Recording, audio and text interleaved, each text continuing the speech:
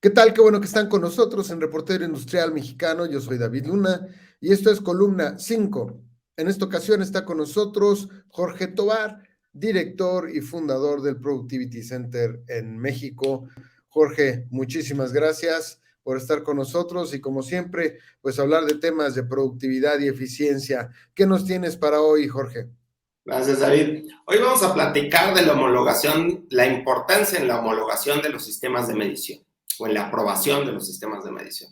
Es común que en algunas industrias de pronto se tenga la especificación con el color relacionado con algo, ¿no? Podría ser en rojo Marlboro, verde Pemex, naranja Metro, y de pronto esos colores se hacen una referencia y causa un severo problema en el momento que se utiliza como una especificación.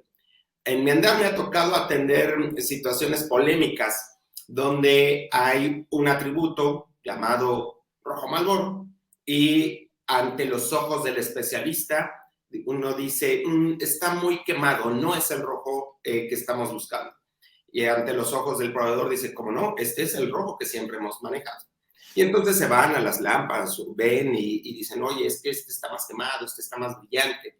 Cuando hay atributos que medir en las mediciones es sumamente complicado. Y hay ejercicios para poder asegurar que ambos personas, tanto cliente como proveedor, puedan leer de la misma manera atributos, llamados colores, texturas, incluso pues algún tipo de parámetro como puede ser dureza. No necesariamente o no todas las empresas tienen todos los sistemas de medición como sistema, como una herramienta.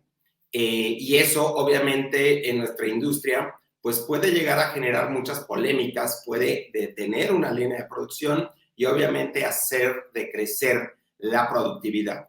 Lo mismo pasa con mediciones que sí tienen un sistema métrico para poder tener estadística, media, promedio, mediana, desviación estándar, etcétera. Y me ha tocado también ver que el proveedor cuando libera una pieza lo hace bajo un sistema de medición y cuando el cliente lo recibe lo hace bajo otro sistema de medición. Si bien los dos podrían estar aprobados, se genera un rechazo y ahí viene una polémica. Y de ahí la importancia de que conozcamos estas herramientas. La más común creo que es el Gauge R&R, en el cual a través de un ejercicio de repetibilidad y reproducibilidad logramos identificar cuánta variación hay. En los cursos que a veces doy tomo alguna moneda, por ejemplo, o esta lata, y hago una medición y me da cierto valor. Cuando la vuelvo a medir, tal vez me da una medición diferente. Y no cambió el operador, no cambió la pieza, no cambió el instrumento. Sin embargo, la forma en cómo lo mido puede llegar a variar o alterar la variación real de esto. Y esa variación de medición es sumamente poderla controlar y conocer. En la estadística que regularmente se utiliza, un 10% de variación es normalmente aceptado. Y eso quiere decir que le vamos a conceder al sistema de medición una variación de mi error hasta del 10%, y eso es bastante amplio porque pues estaríamos dejando un 90% para la variación real que va a tener el producto, ¿no? Entonces, bueno, la reflexión, el punto es, aseguremos los sistemas de medición. Estamos seguros que sabemos medir kilos a kilo, litros a litro, que podemos realmente en el laboratorio, con los instrumentos que tenemos, están calibrados y que eso no nos está llevando a rechazar producto bueno o aceptar producto malo, porque ahí hay también muchas fugas de producto y que impactan negativamente en la productividad. Bueno, pues nos das un ejemplo muy claro con el tema de los rojos Marlboros o naranjas Metro. Digo, no es que el atributo sea en condición, me refiero a no es que sea bueno o malo, sino es la pura referencia del color, ¿no? Lo que en diseño, pues es el Pantone, por ejemplo, que es una especificación muy concreta y muy clara de lo que es un color. y pues suena sorprendente lo que nos comentas, que entre un proveedor y un cliente puede haber diferencias en la manera en que están midiendo algo. Así es. En la industria automotriz eso está muy, muy controlado, pero hay una gran cantidad de industrias que no lo tienen aún. Es más común de lo que pensamos, porque uno pensaría que esto está claro desde el momento que firmas un contrato. Sí, con el tiempo ha venido, me parece, evolucionando, pero invariablemente te diría que todas las empresas con las que tengo relación y llegamos a hacer esa validación del sistema de medición, encontramos que no conocen cuánto es la variación, cuánto es el error de variación que tienen en cada medición. Y cuando hacemos el ejercicio se sorprende.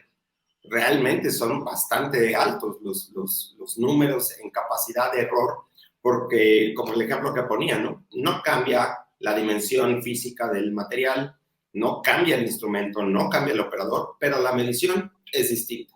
Y eso es derivada a una falta de método, una falta de proceso que nos permita garantizar que cada vez que mida la misma pieza, con las mismas condiciones, mida lo mismo. Obviamente hay algunas pruebas destructivas y entonces ahí hablamos de geisha-nidad, en donde, por ejemplo, un breaker, ¿no? Cuando yo trabajé en la industria eléctrica en Schneider, cuando haces la medición en un breaker y se dispara, la segunda medición no es igual que la primera, ya hay presencia de carbón, ya hay una diferencia, ya hay un desgaste. Por lo tanto, vamos a utilizar otro tipo de herramientas apropiadas para ese tipo de pruebas y asegurar que vamos a medir pues siempre lo mismo. Acabas de dar un buen ejemplo, ¿no? Componentes eléctricos, pero supongo que esto debe pasar más a menudo según el tipo de proceso en el que te encuentres. No es lo mismo en la parte, por ejemplo, ya de control de calidad en acabados superficiales, que incluso en la producción, en la manufactura, vamos a pensar el desbaste de una pieza.